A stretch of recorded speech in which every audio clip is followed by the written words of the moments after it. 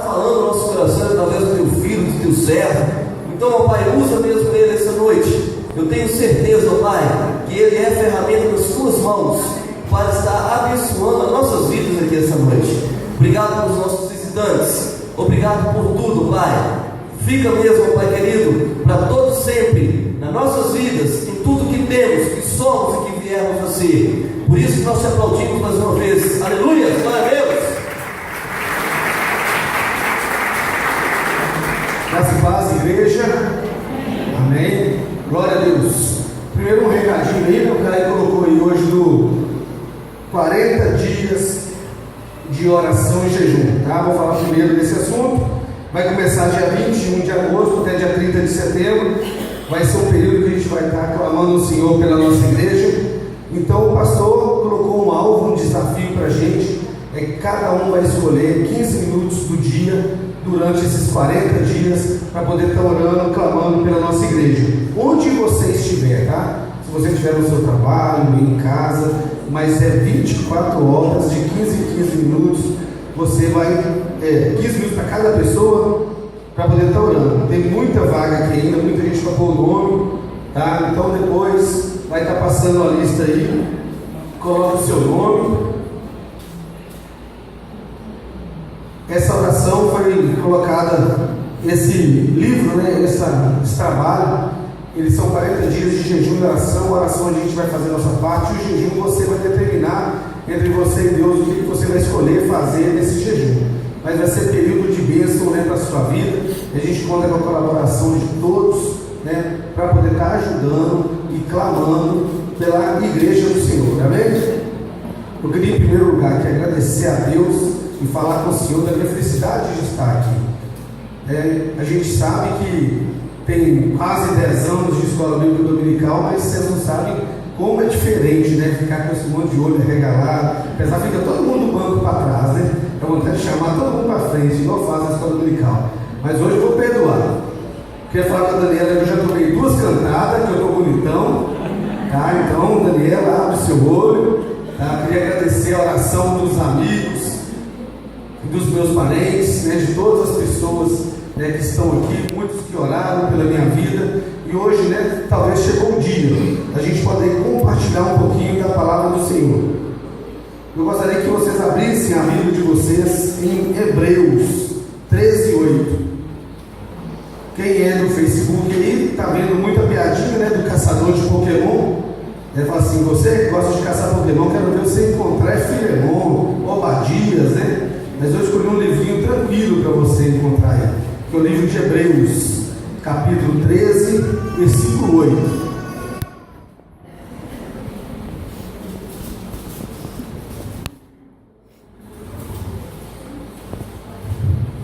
Versículo fácil que você vai decorar. Já, cara?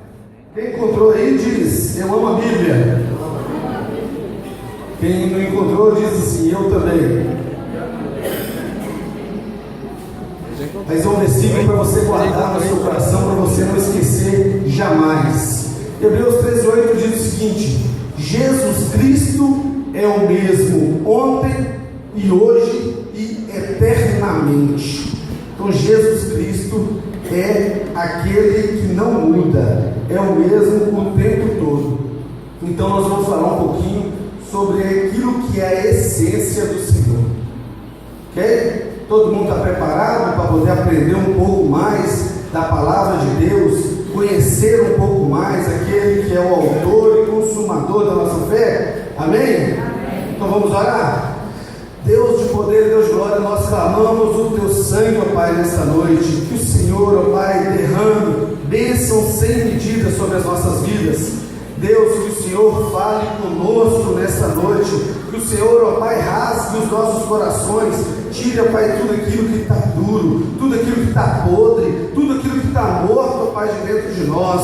E que o Senhor hoje, Pai, venha renovar, ó Deus, as nossas forças. Que o Senhor venha, ó Pai, a ensinar-nos todo aquilo que é da Tua misericórdia para a nossa vida.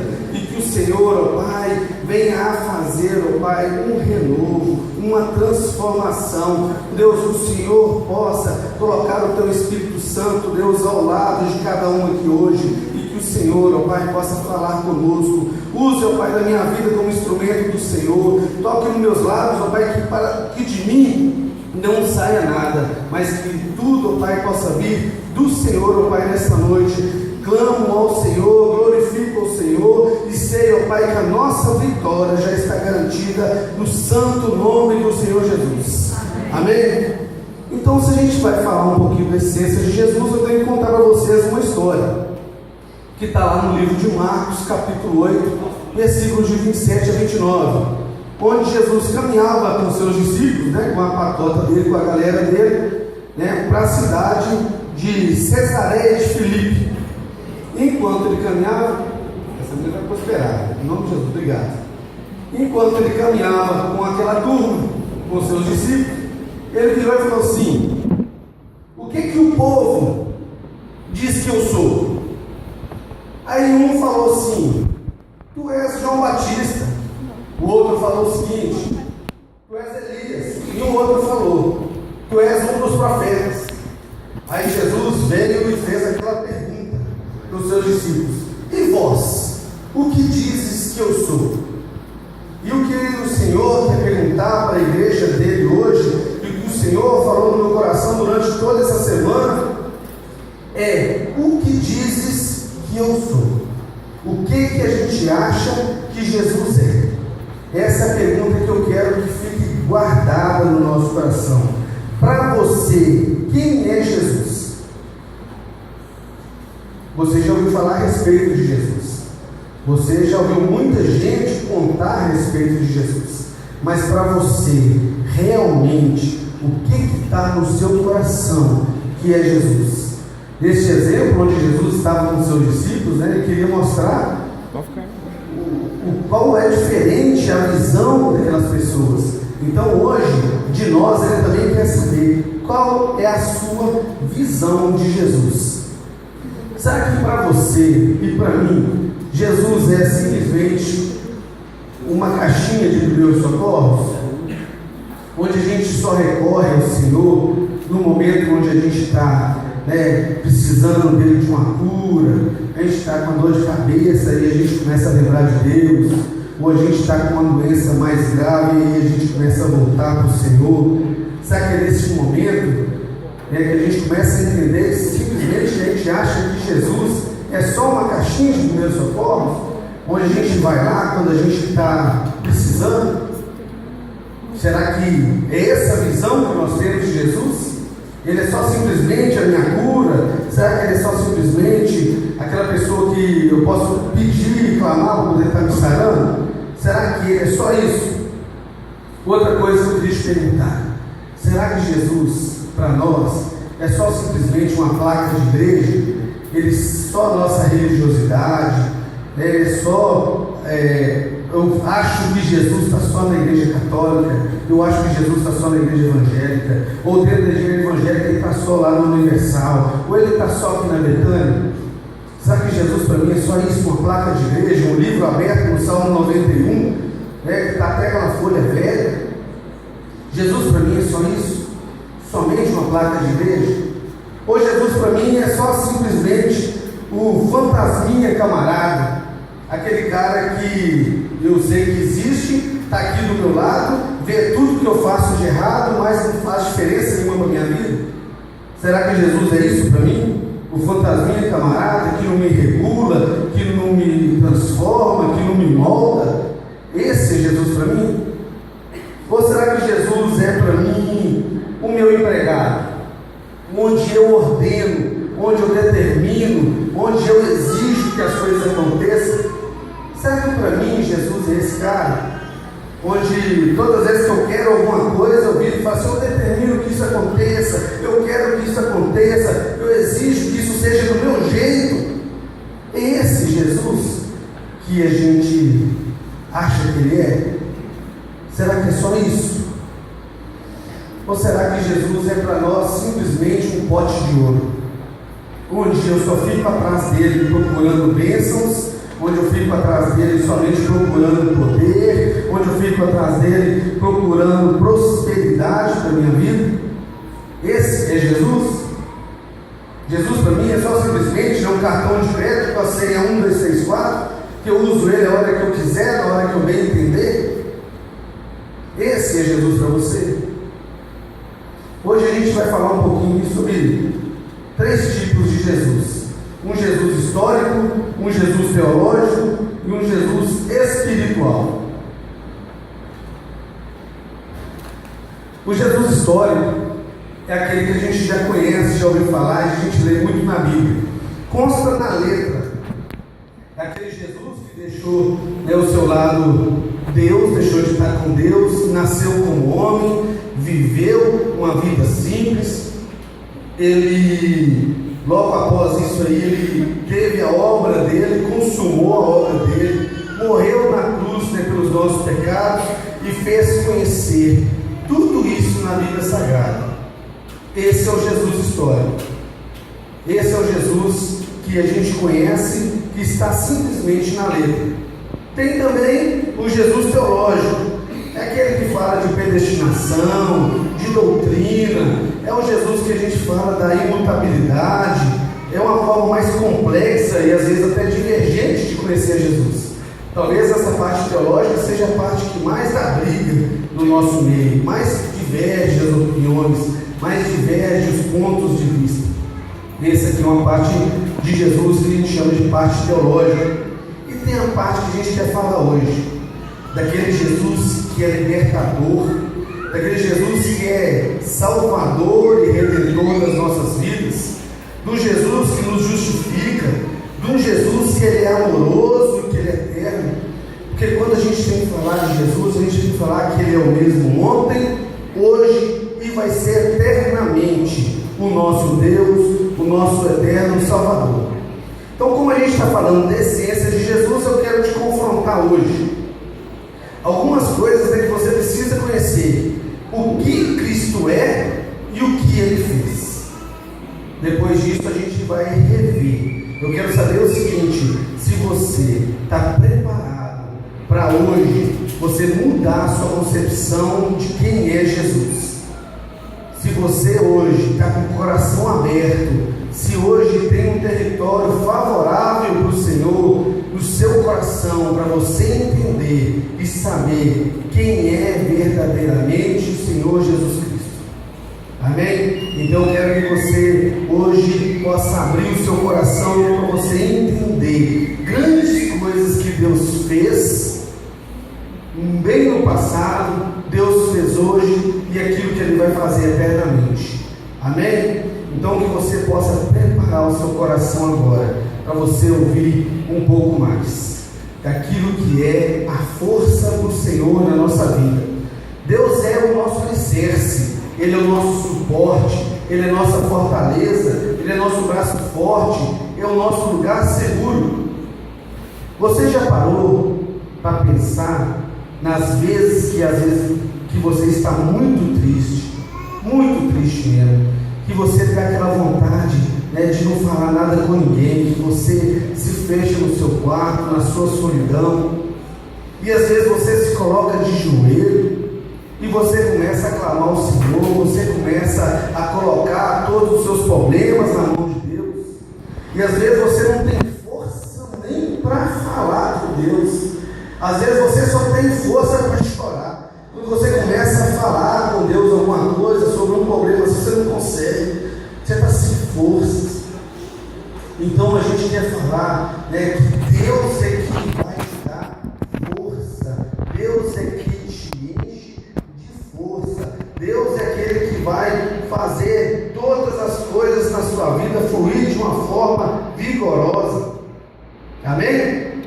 E que você possa entender também que toda vez que você coloca o seu joelho no chão, você começa a entender que o Senhor está ali do seu lado. Quando você está com o joelho no chão, começa a dar aquela dorzinha, é o Senhor que está ali, que vai ajudar a curar essa dor do seu joelho, porque você sabe e você precisa entender que você tem que pagar o preço, porque é Jesus que cuida de você. Então eu tenho alguns exemplos na Bíblia que vai mostrar para nós como Deus fortalecia as pessoas antigamente. Eu não quero usar exemplos de mim, não quero usar exemplos de hoje, mas eu quero usar próprios exemplos da Bíblia. Lá em Gênesis 12, conta a história de Abraão, e como Deus chamou Abraão a largar sua parentela, como Deus chamou Abraão a largar tudo aquilo que ele tinha, e falou com Abraão o seguinte, larga toda a sua parentela, que eu vou te fazer de você uma grande nação, e vou abençoar a sua vida. Todo mundo que te amaldiçoar, eu vou amaldiçoar, e todo mundo que te bendizer, eu vou abençoar. E ele prometeu isso para Abraão, naquela época. Então você imagina, como foi o coração daquele homem, qual a força que ele precisava naquele momento, porque neste momento a gente vê que a gente precisa de quê? De força para tomarmos decisões na nossa vida. E assim foi Abraão naquele momento, ele precisou da força do Senhor. Quiçá, se a gente não for usar outros exemplos dele, que é o exemplo da hora que ele estava com o filho dele, ele estava com Isaac, subiu para o monte, aí Isaac vira para ele e fala assim: pai, meu pai, aqui está o fogo e aqui está a palha, né? E cadê o cordeiro? E a força que saiu de dentro de Abraão já nessa época, para poder falar assim: Deus proverá o cordeiro. Então você começa a ver como Deus trabalha no fortalecimento desse homem. Depois a gente pode usar outros exemplos bíblicos, já chegando um pouquinho mais para perto de Jesus, onde Deus é que fortalece. A gente parte do princípio que Jesus estava desde o primeiro dia, desde quando Deus criou o homem, Jesus estava lá com ele. Então, depois disso a gente pode pegar um outro exemplo aqui, que é o exemplo de Jacó, no Val do Jaboque, numa luta que ele teve com o anjo. E nesse Val do Jaboque, Jacó, ele precisou de uma força muito diferente para poder estar lutando com o anjo. E aí Deus mostra para a gente que a gente precisa de força em meio a grandes lutas. Às vezes a gente vai estar passando por uma luta muito grande, que a gente acha que talvez seria a maior das nossas lutas, ou o maior dos nossos problemas, e ali o Senhor estava do lado de Jacó, que depois de toda essa briga, ele deu o nome de Peniel, e é conhecido na Bíblia Sagrada por este nome. E foi Jacó naquela época brigando e lutando. Então ele precisou de uma força que só o Senhor dá. E a gente começa a analisar que essa força ele foi dada a vários homens naquela época. Depois veio José. José, ele precisou de força porque ele foi injustiçado. E hoje a gente vê muita gente sendo injustiçada. E naquela época ele foi preso durante muitos e muitos anos. E mesmo assim, ele se manteve firme na presença de Deus, e ele precisou de uma força que vem de Deus para poder estar transformando a situação dele. Então a gente precisa também de força nas injustiças. Depois a gente pode pegar um exemplo também de Moisés. Moisés, em Êxodo 3:10, fala sobre força para libertar e conduzir. E é o que talvez hoje nós estejamos precisando. Força para libertar a nossa família e conduzir a nossa família a fazer aquilo que é a vontade do Senhor. E Moisés precisou de uma força que veio de Deus, que Jesus Cristo é o mesmo ontem, hoje e eternamente. Então, ontem ele também ajudou José, e hoje ele quer nos ajudar. Moisés, desculpa. Depois ele veio ajudar Josué, que é a força em meio a um trabalho árduo. E Josué, a gente sabe que ele assumiu o povo depois de Moisés, e ele precisava da força do Senhor para poder estar fazendo isso, todo esse trabalho árduo que o Senhor deu para ele, que era conquistar a terra prometida. E ele precisou naquele momento ali dessa unção, dessa graça e desse poder de Deus ser derramado sobre a vida dele. Outra coisa, outra personagem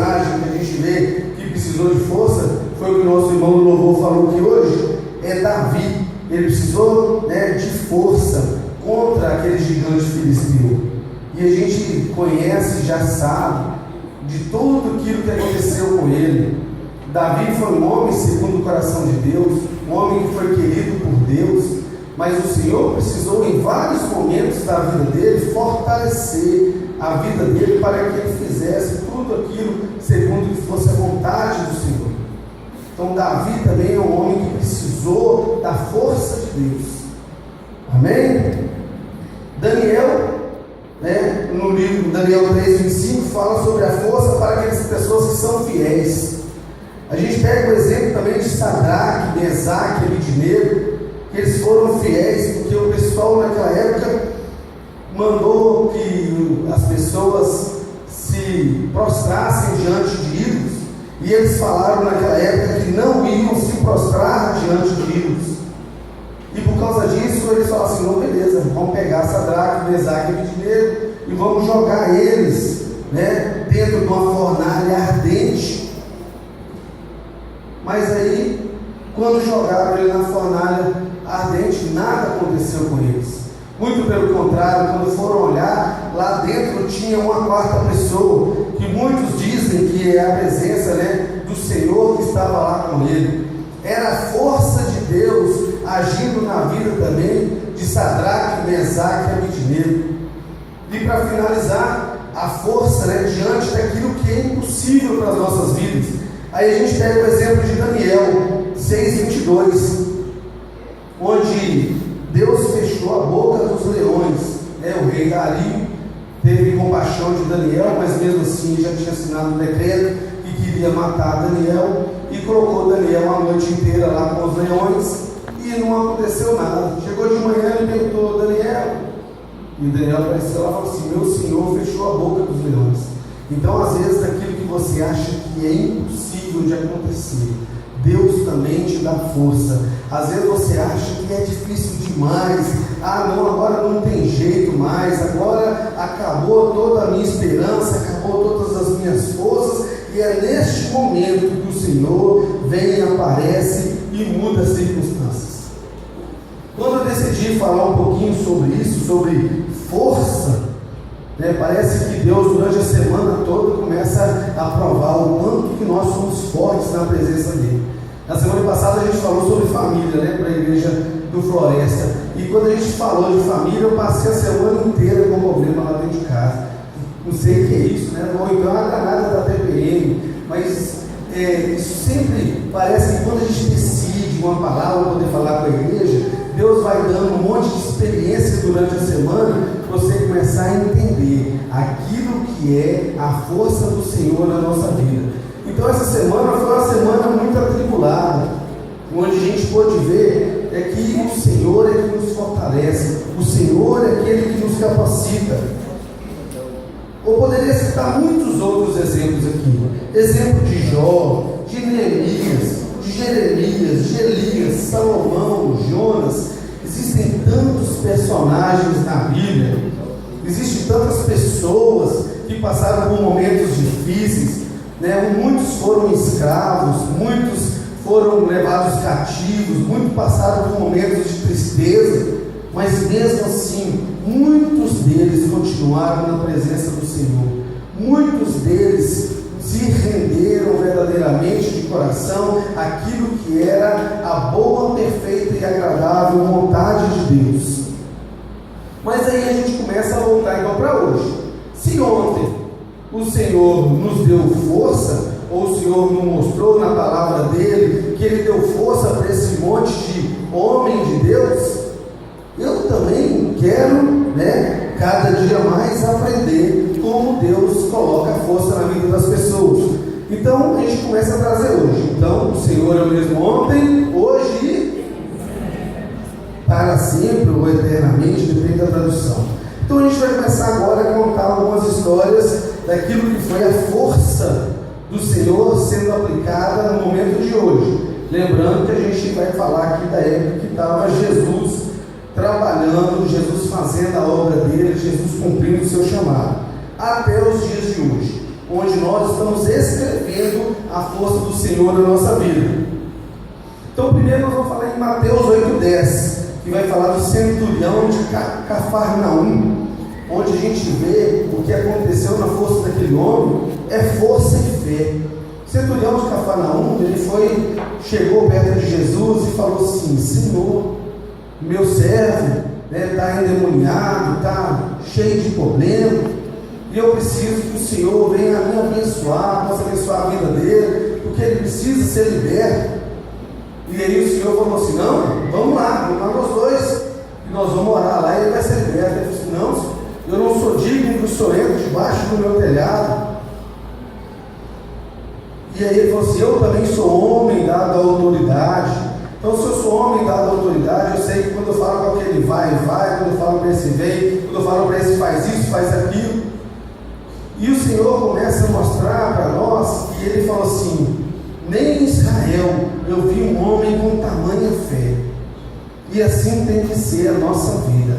Saber que o Senhor nos dá força a partir do momento que a gente coloca a nossa fé em ação. A partir do momento que a gente enche o nosso peito e a gente começa a falar com Deus das coisas que a gente precisa, que a gente começa a falar com Deus as coisas que a gente deseja, que a gente começa a falar com Deus de tudo aquilo que a gente quer que Ele realize em cada um de nós, para que possa fluir essa força do Senhor em nossas vidas.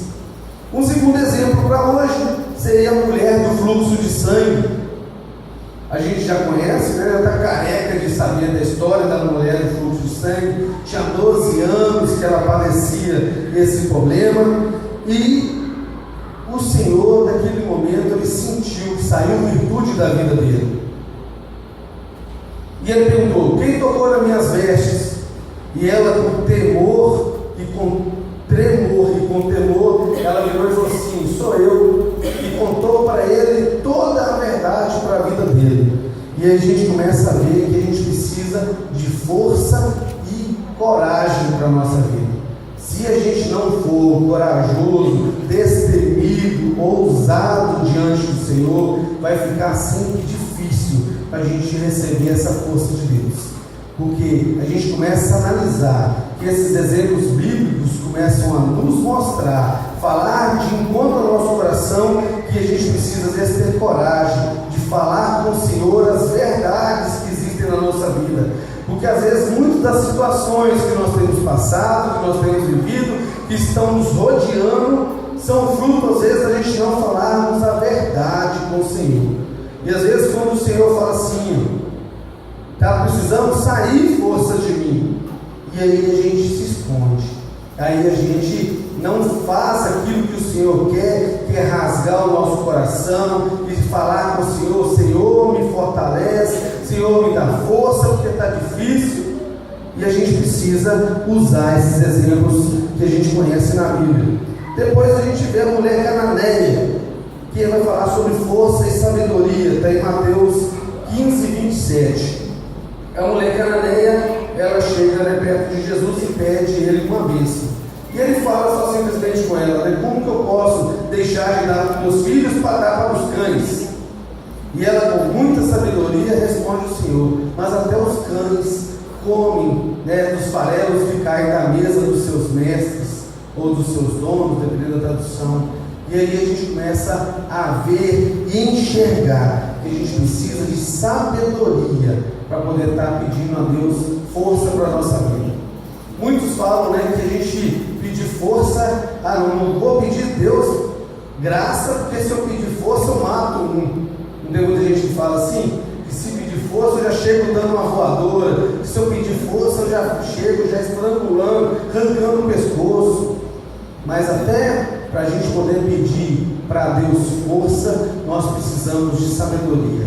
Então o Senhor é o mesmo ontem, hoje e vai ser eternamente. Se Ele abençoou essa mulher cananeia, depois dela ter mostrado para ele um pingo de sabedoria, Ele abençoou a vida dela, isso vai ser o Senhor conosco hoje também. Se a gente chegar com verdadeiramente um coração verdadeiro e um coração sábio diante de Deus, não vai ter como Ele negar essa força para nós. E por último aqui, eu vou falar sobre Lucas. 18:39, que vai falar dos 2 cegos de Jericó, que é força e perseverança. E o que nós mais precisamos nos dias de hoje: perseverar para conseguirmos receber essa força do Senhor. Aqueles 2 cegos de Jericó, enquanto Jesus passava, eles ficavam clamando: Jesus, filho de Davi, tem misericórdia de mim. Em quantas vezes é isso que o Senhor quer que nós façamos? Quantas vezes é isso que o Senhor deseja, que quando a gente está ali no nosso quarto, triste da vida, cheio de problema, amargurado, com o coração quebrado, que a gente só simplesmente fale, né? Jesus, filho de Davi, tenha compaixão ou tenha misericórdia de mim. Não é isso? Então a gente precisa ser perseverante em nossas orações, em nossas súplicas, porque a gente vê que o Senhor é o mesmo ontem, hoje e vai ser eternamente. Então a gente viu aqui que Ele abençoou muita gente lá no passado, bem no comecinho da história, e Ele foi abençoando vidas após vidas, fortalecendo pessoas e sempre continuando, agindo na vida, né, de muitos homens de Deus e mulheres de Deus. E aqui depois, quando Jesus estava cumprindo o chamado dele, Ele também usou de dar força para muitas pessoas. A gente poderia também usar outros exemplos aqui, tá, gente? Jairo e sua filha, sogra de Pedro, muitos leprosos e cegos que Ele curou. Então, a gente entendendo a essência da força de Jesus, eu quero te fazer uma pergunta: o Senhor, Ele é imutável? Você crê nisso? Porque a palavra de Deus fala em Malaquias 3:6, a parte A: porque eu, o Senhor, não mudo. O Senhor não muda. Ele amou o primeiro homem, Ele amou todas as pessoas por causa da misericórdia e da compaixão dele. Então, se naquela última mulher, nesse último exemplo que a gente deu dos cegos de Jericó, Ele usou da misericórdia para poder estar trabalhando na vida desses homens, agora eu quero falar com vocês que Jesus anteriormente foi a força, agora Jesus Ele é a remissão, ou seja, Ele é o perdão, Ele é a absolvição dos nossos pecados. E nós sabemos que nós somos pecadores, sabemos que nós cometemos erros, nós cometemos vacilos, e Jesus morreu para que isso fosse justificado, para que isso não fosse lembrado. Amém? Então, quando a gente vai falar de misericórdia, eu vou usar exemplos aqui